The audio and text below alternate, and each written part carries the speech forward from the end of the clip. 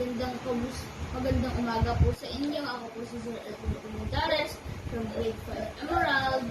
Narito po tayo ngayon para gumawa po ng DIY lampshade. Ito po ang ating gagamitin. Plastic bottles, glue gun, plastic wrapper, at yung pinaka-karton gawing stand ng lampshade. Base po ng lampshade.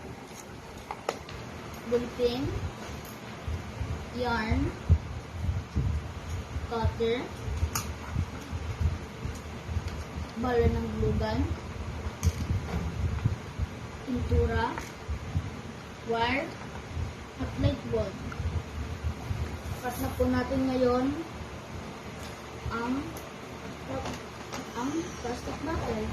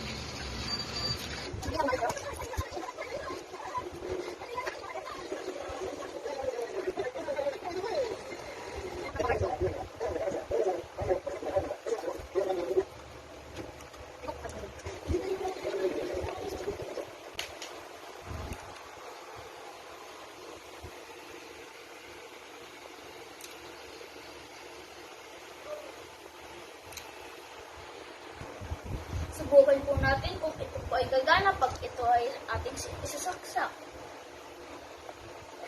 Ito po ay gumagana. Lagay na po natin